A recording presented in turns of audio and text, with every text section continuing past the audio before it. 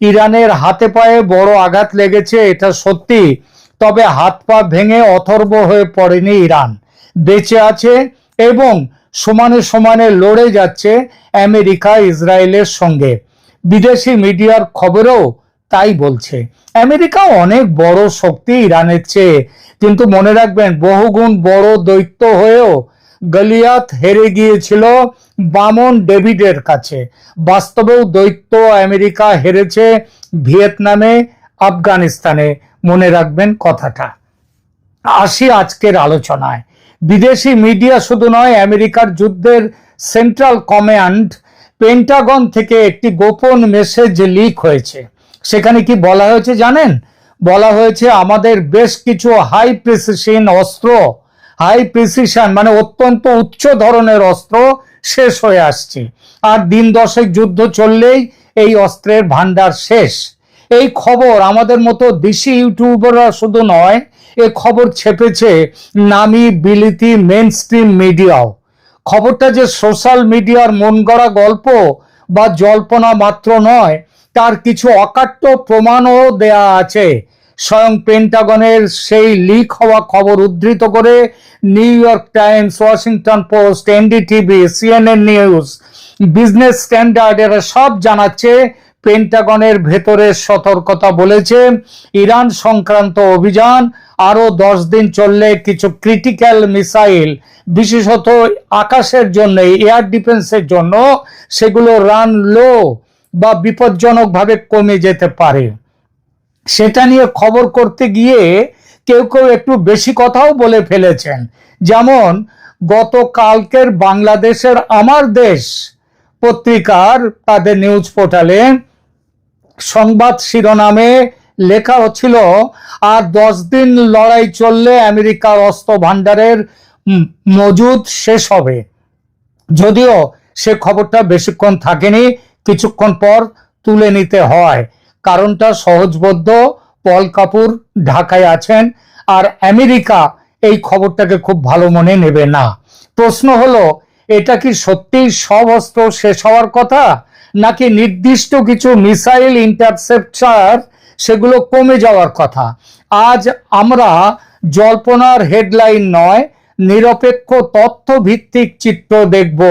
যুদ্ধ দীর্ঘ হলে ইরান কিভাবে লাভবান হতে পারে আর আমেরিকা ইসরায়েলের ক্ষতি কোথায় হতে পারে। 10 দিনেই শেষ, আসলে কি বলা হচ্ছে? 10 দিন ধরনের দাবি সাধারণত একটা নির্দিষ্ট যুদ্ধ সিনারিওর মধ্যে বলা হয়, যেখানে কিছু নির্দিষ্ট উচ্চ মূল্যের অস্ত্র, বিশেষ করে এয়ার ডিফেন্স ইন্টারসেপ্টার দ্রুত খরচ হয়। এটা আমেরিকার সব অস্ত্র শক্তি শেষ এটা নিশ্চয়ই বোঝায় না, বরং কিছু ক্রিটিক্যাল মিউনিশন বা অস্ত্রের ঘাটতি কেবল বোঝায়। তখন প্রতিরক্ষা পরিকল্পনা প্রায়োরিটি দিতে বাধ্য হয় এই সব ব্যাপারে। আমেরিকার ক্ষেত্রেও সেটাই হয়েছে। পেন্টাগনের লিক হয়ে যাওয়া পেপার অনুযায়ী কিছু গুরুত্বপূর্ণ ইন্টারসেপ্টার অস্ত্র, মানে মিসাইলের যে প্রতিরোধক যে সমস্ত অস্ত্র, সেগুলো সত্যি কমে গেছে আমেরিকার অস্ত্র ভান্ডারে। এখন 10 দিনের মজুদ আছে নাকি 9 দিন নাকি 11 দিন, সেটা নির্ভর করে অনেকগুলো বিষয়ের উপর। আগামী দিনগুলোতে এসব অস্ত্র ব্যবহারের পরিমাণ কিরকম হতে পারে তার উপর। আবার এই ব্যবহারটাও নির্ভর করে ইরান হামলাটা কতটা বাড়াবে তার উপর।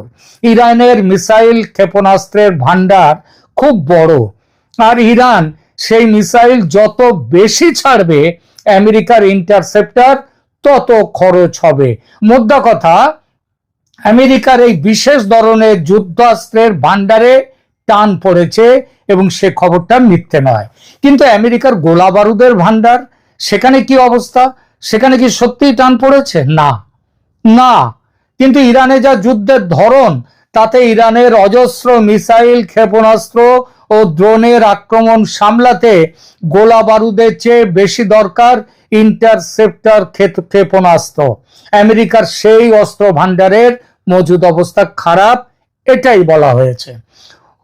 উচ্চ তীব্রতার বড় যুদ্ধ নিয়ে যুক্তরাষ্ট্রের ভেতরে সতর্কতা আজকের নয়, এটা বহুদিনের 2024 সালের একটি কংগ্রেস নিযুক্ত কমিশনের সতর্কতা উদ্ধার করে রিপোর্টে বলা হয়েছিল চীনের সঙ্গে বড় যুদ্ধে যুক্তরাষ্ট্র 3 থেকে 4 সপ্তাহের মধ্যে প্রচুর মিউনিশন খরচ করে ফেলতে পারে।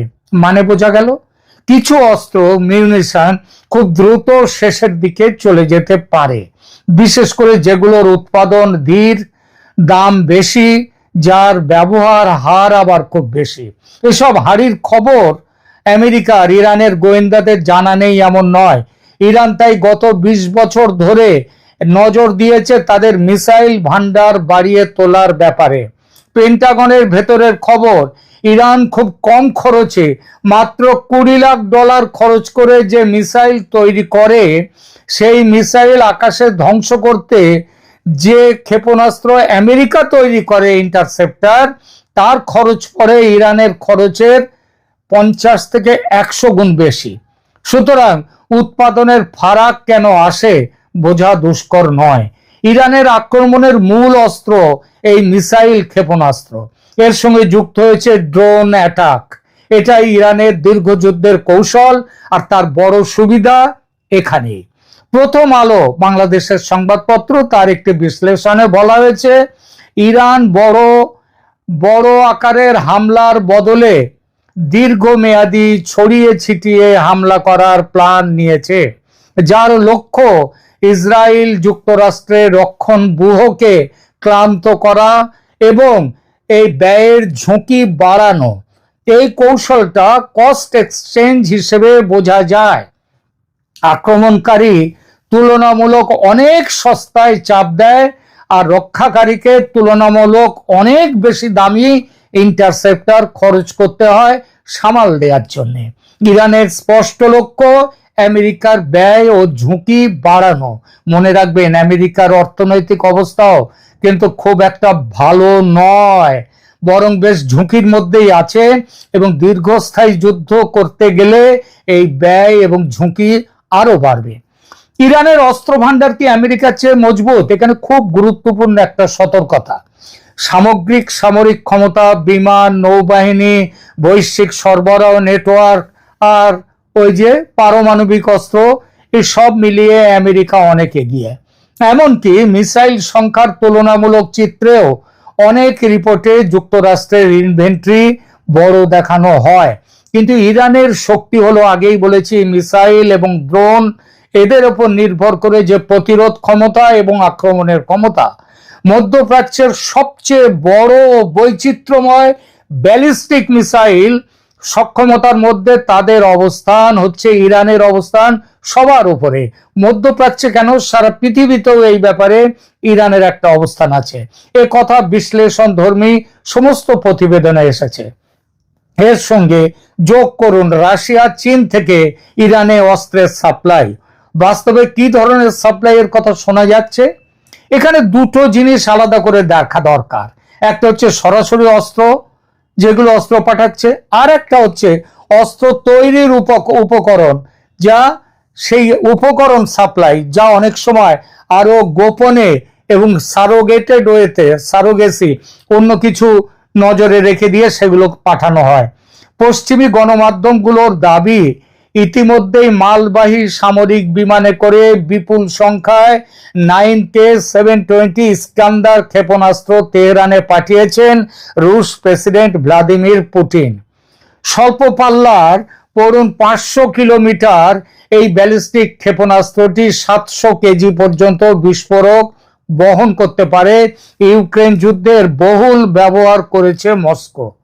ফাইন্যান্সিয়াল টাইমসের প্রতিবেদন অনুযায়ী গত বছরের ডিসেম্বরে রাশিয়ার সঙ্গে একটি গোপন সামরিক চুক্তি করে ইরান, এবং সেখানে বহু ডলারের, কয়েকশো কোটি ডলারের এই সমঝোতা অনুযায়ী 9K333 Verba man portable air defence system তেহরানকে সরবরাহ করেছে মস্কো ইতিমধ্যে। সংশ্লিষ্ট হাতিয়ারটির 500টি লঞ্চার আছে এবং 2500টি 9M336 ক্ষেপণাস্ত্র ক্রেমলিনের থেকে কিনেছে ইরানের ফৌজ। এই অস্ত্রের সাহায্যে ড্রোন, হেলিকপ্টার এবং কম উচ্চতায় ওড়া শত্রুর লড়াকু জেটগুলোকে অনায়াসে নিশানা করতে পারে ইরান, আর তাই করছেও। কুয়েতে আমেরিকার চারটে F-15 যুদ্ধ বিমান ধ্বংস করেছে ইরান এদেরই দৌলতে। বর্তমানে আকাশ প্রতিরক্ষা ব্যবস্থা হিসেবে রাশিয়ার তৈরি S-300 এবং চীনের HQ-9B এটা ব্যবহার করছে ইরান। যুদ্ধ ভয়াবহ দিকে মোড় নিলে তেহরানে S-400 ট্রায়াম্ফের মতো অতি শক্তিশালী এয়ার ডিফেন্স সিস্টেম পাঠাবেন পুতিন, চুক্তি হয়ে গেছে। ইরানি বিমান বাহিনী ইসরায়েল বা আমেরিকার মতো শক্তিশালী নয়, সেই ঘাটতি পূরণে 48টি S-35 লড়াকু জেট এবং বেশ কিছু Mi-28 হামলাকারী কপ্টার মস্কোর কাছ থেকে পাচ্ছে পারস্য উপসাগরের এই রাষ্ট্র ইরান। সেগুলো খুব শিগগিরই আসবে। বর্তমান পরিস্থিতিতে ওই সমস্ত যুদ্ধ বিমান ও কপ্টার পাঠিয়ে ইরানি সেনার হাত শক্ত করছে রাশিয়া। গোপন খবর, মালবাহী জাহাজে করেও ইতিমধ্যে ভালো পরিমাণ গোলা বারুদ তার কয়েকটা ক্ষেপ পৌঁছে গেছে ইরানে। রাশিয়ার রাগের কারণ, গত 4 বছর ধরে ইউক্রেনকে বিপুল পরিমাণে অত্যাধুনিক হাতিয়ার সরবরাহ করে যাচ্ছে যুক্তরাষ্ট্র। আবার এখন তো যুক্তরাষ্ট্রের আর্থিক অবস্থা খারাপ বলে তারা সরাসরি সাহায্য দিচ্ছে না, দান করছে না অস্ত্র, তারা ন্যাটোকে বিক্রি করছে। ন্যাটো সেইটা অস্ত্র টাকা দিয়ে কিনে, ডলার খরচ করে কিনে ইউক্রেনকে সাহায্য করছে। এবং এর ফলে এখনো কিয়েভ দখল করতে পারেনি মস্কোর ফৌজ। পারস্য উপসাগরের সংঘর্ষে বদলা নেয়ার এই সুযোগ তাই হাতছাড়া করবেন না পুতিন। পরিস্থিতি আরো জটিল হলে রণতরী ধ্বংসকারী ক্রুজ ও হাইপারসনিক ক্ষেপণাস্ত্র তেহরানে পাঠাতে পারে রাশিয়া। ওদিকে পর্দার আড়ালে থেকে ইরানকে সাহায্যের হাত বাড়িয়ে দিয়েছে চীন এবং উত্তর কোরিয়া। চীন ইরানকে কি অস্ত্র পাঠিয়েছে বা পাঠাচ্ছে এ বিষয়ে বলতে গেলে দু ধরনের খবর দিতে হয়। সরাসরি আকাশ প্রতিরক্ষা অস্ত্র বা ব্যাটারি পাঠানো হয়েছে এমন রিপোর্ট আসছে, আবার অস্ত্র নয় মিসাইল তৈরির উপকরণ, কেমিক্যাল পাঠানো হচ্ছে এমন রিপোর্টও আসছে। আকাশ প্রতিরক্ষা পাঠানোর দাবিও কিছু বাংলা সংবাদপত্রে এসেছে। চীন ইরানে সারফেস টু এয়ার মিসাইল, যেটাকে বলা হয় SAM, তাই পাঠিয়েছে এবং ব্যাটারিও পাঠিয়েছে এবং ইরান তা গ্রহণ করেছে। আরেকটি বড় রিপোর্টিং লাইনে বলা হয়েছে ইরান চীনের তৈরি HQ-9 জাতীয় আকাশ প্রতিরক্ষা ব্যবস্থা পেয়েছে, এমন দাবি মধ্যপ্রাচ্য ভিত্তিক উৎস বা মিডিয়ার রিপোর্টের বরাতে ঘুরছে। অস্ত্রের বদলে মিসাইল তৈরির উপকরণ পাঠানোর তথ্যও চীন থেকে প্রকাশ্যে এসেছে।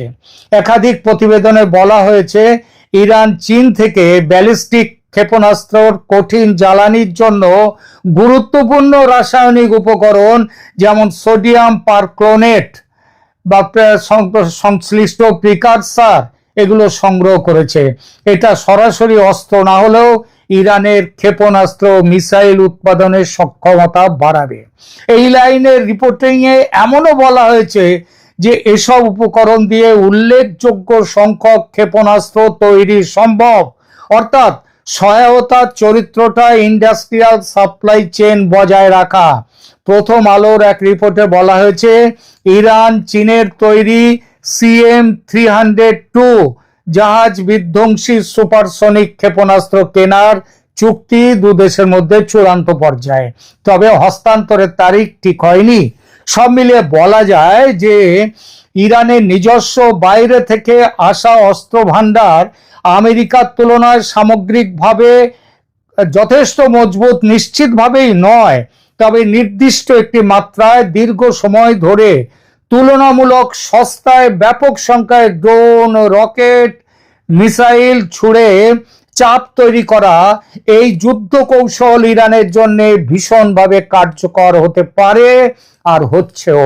আর সেটাই যুক্তরাষ্ট্র ইসরায়েলের জন্য বাস্তব সমস্যা তৈরি করছে।